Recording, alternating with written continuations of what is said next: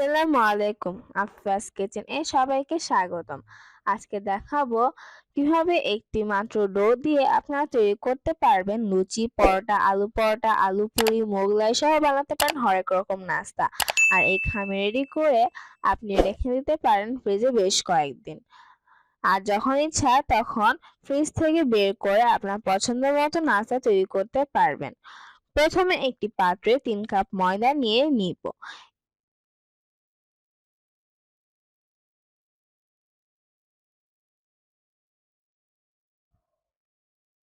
এতে দিয়ে দিব 1 চা চামচ লবণ।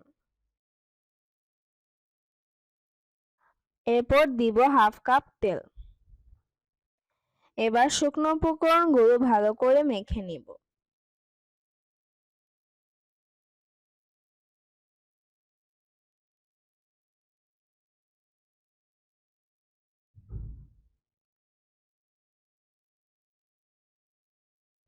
মাখাতে মাখাতে যখন দেখব ময়দার গুঁড়ো মুঠ হয়ে এলে দলা পেকে যাচ্ছে, আবার হালকা প্রেস করলে ভেঙে যাচ্ছে, তখন বুঝতে হবে ময়দা গুঁড়ো খামি করার জন্য রেডি।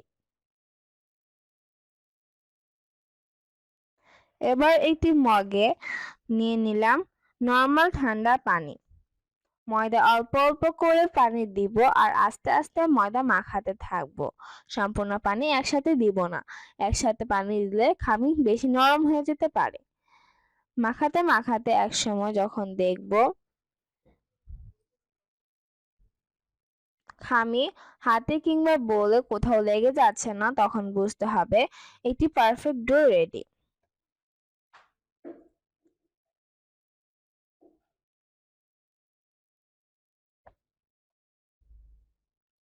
এবার হাতে সামান্য তেল নিয়ে খামির ওপর মেখে দেব, যাতে খামি ড্রাই না হয়ে যায়।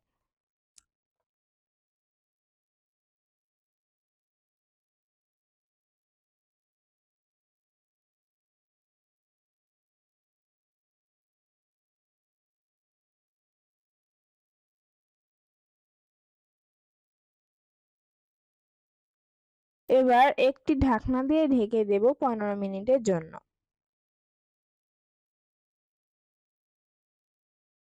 15 মিনিট পর খামিটি আরো সফট হয়ে যাবে। এবার খামিটি আরো একটু মথে নিব। এতে এই ডো নিয়ে যা কিছুই বানাই না কেন তা হবে একদম পারফেক্ট। এই যে দেখুন কেমন সুন্দর নরম পারফেক্ট ডো তৈরি হয়ে গেল। এই ডো একটি এয়ারটাইট বক্সে ভরে ফ্রিজে রেখে দিতে পারবেন বেশ কয়েকদিন। আমি তো সপ্তাহের শুরুতে করে রাখি।